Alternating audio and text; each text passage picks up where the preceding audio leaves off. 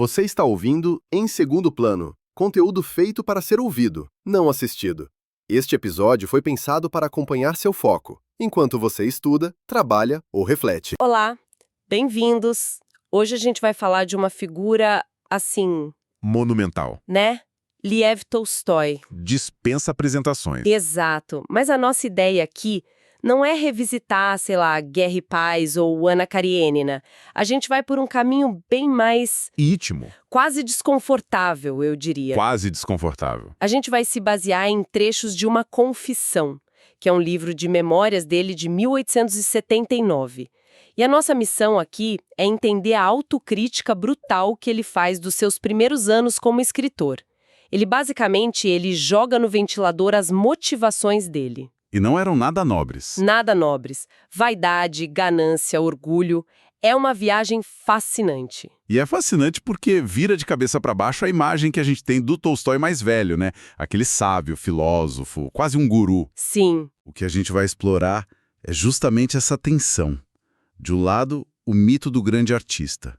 Do outro, a realidade humana, cheia de falhas, que ele mesmo fez questão de descrever. É nesse conflito que a história fica boa. E ele não perde tempo, né? Ele já chega direto ao ponto. Sem rodeios. Logo de cara ele solta a bomba sobre o início da carreira. A frase é: comecei a escrever por vaidade, cobiça e orgulho. Ponto. Simples assim. E ele ainda detalha. Diz que para conseguir fama e dinheiro, ele sentia que precisava, olha só, esconder o bem e exibir o mal. O que você acha dessa honestidade tão crua? É chocante. Principalmente vindo de alguém dessa estatura. Porque normalmente os grandes artistas criam uma mitologia para si, né? A ideia do chamado, da vocação. Tolstói faz o exato oposto. Ele demole a própria estátua. Ele está dizendo que a arte dele não nasceu de um lugar puro, mas de desejos muito, muito humanos. Mundanos até. É uma vulnerabilidade que desarma a gente. Totalmente. E me lembra muito aquela frase do George Orwell, super cínica, que dizia que todo escritor é vaidoso, egoísta e preguiçoso. Tolstói parece que está personificando isso. Exato. E essa confissão, como a gente vai ver, soa muito familiar hoje em dia, né? Essa ideia de performar, de esconder o que é bom para parecer mais interessante. Perfeito. Ele fala que disfarçava as boas intenções com piadas ou indiferença. E era por isso que ele recebia elogios. É uma inversão de valores, né? Completa. A busca pela validação externa, seja o aplauso da crítica na época ou o like hoje, se torna a força principal. Ele admite que estava, otimizando o conteúdo dele para o algoritmo social daquele tempo. E essa busca por validação não parou aí. Ela escalou para algo muito maior, que ele descreve de uma forma que eu achei, assim, genial. Ele diz que a fé no significado da poesia e na vida do escritor era, na verdade, uma religião. Sim, e ele, claro. Era um de seus sacerdotes. Exato, essa metáfora da religião é a chave de tudo. Ele percebeu que não era só uma profissão, era um sistema de crenças fechado, quase uma seita. E como toda religião, tinha seus dogmas, seus rituais e, claro, suas recompensas para os fiéis. E que recompensas!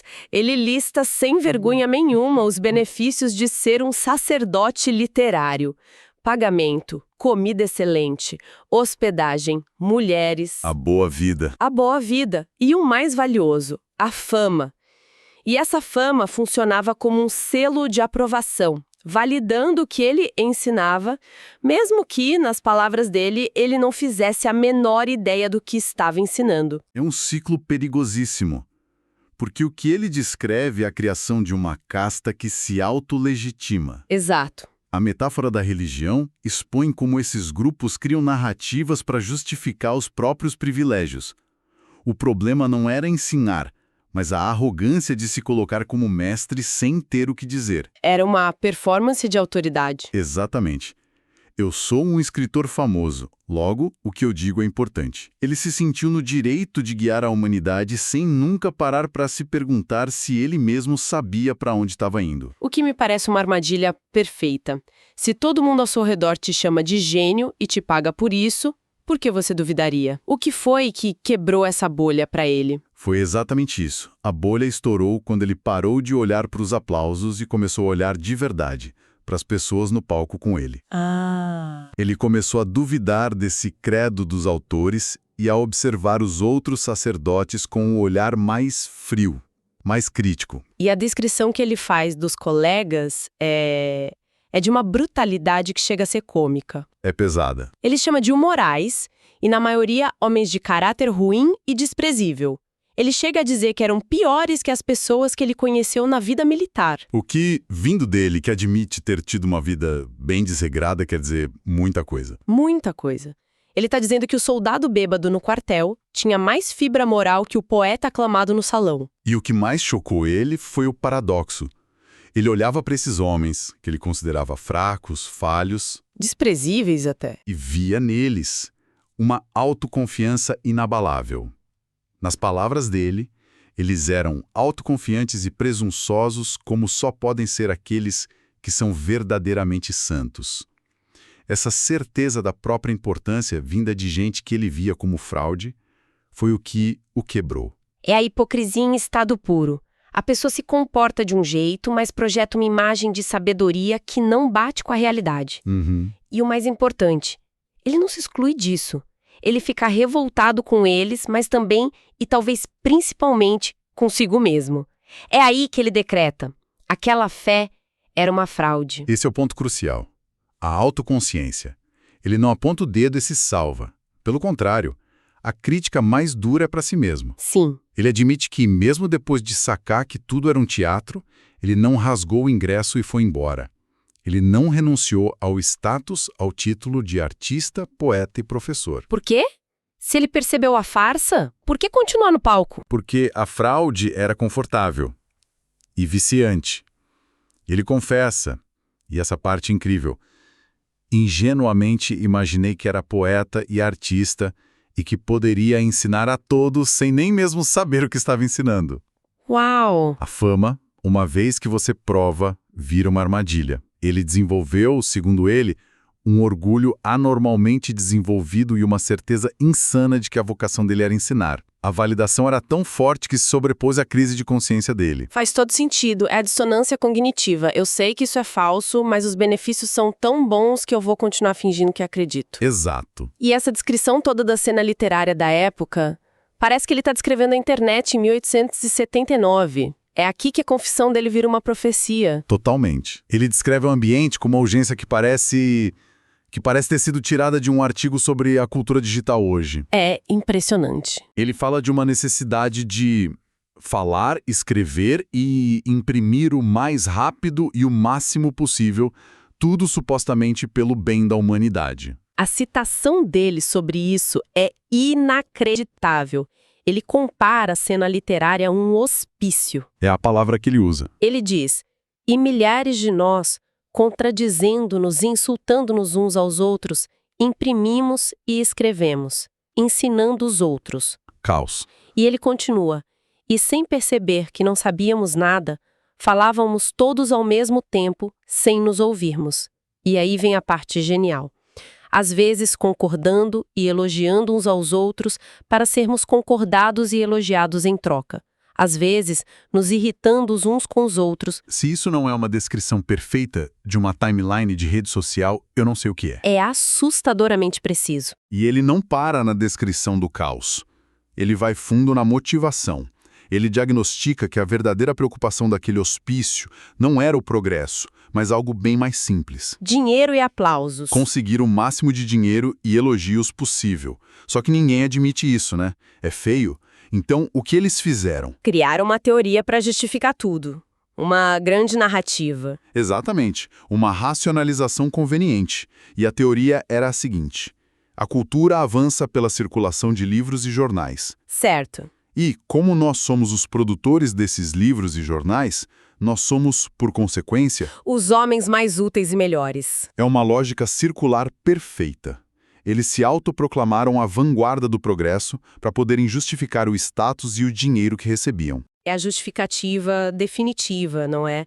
Você não está fazendo por vaidade, você está fazendo pela cultura, pela informação, pelo debate. Você dá um nome nobre para uma ambição pessoal. É o que mais se vê hoje. O influenciador que não vende um produto, ele cria uma comunidade. O jornalista que busca o clique a qualquer custo, ele está informando a sociedade. É a mesma lógica. E Tolstói mata a charada de como essa farsa se sustenta.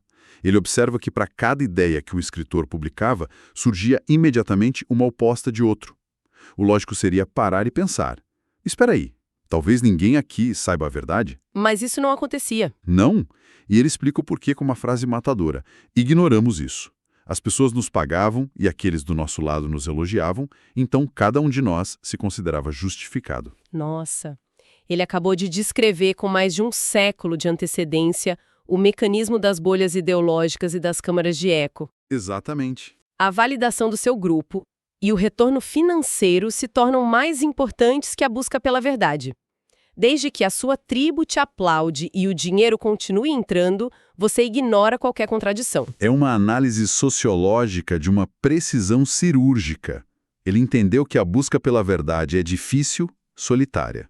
Já a busca por validação é fácil e socialmente recompensadora. E o sistema que ele descreveu E que se parece tanto com o nosso. foi desenhado para premiar a segunda em detrimento da primeira. Infelizmente. É uma conexão que chega a ser desconfortável, porque ele não está falando de tecnologia, ele está falando de motivação humana. Recapitulando essa jornada, é um caminho que vai da ambição juvenil, passa pela participação consciente numa fraude intelectual e termina numa crítica visionária que parece ter sido escrita ontem. E a reflexão que fica, para mim, é que essa confissão é um alerta.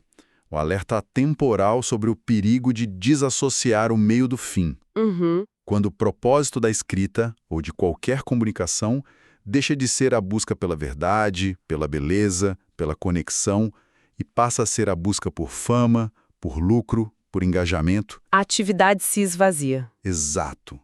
Vira uma performance. O que Tolstói descreve é a corrupção do propósito. Perfeito. E isso nos leva a uma provocação final para quem está nos ouvindo. Tolstói escreveu tudo isso sobre o mundo analógico dos livros e jornais do século XIX.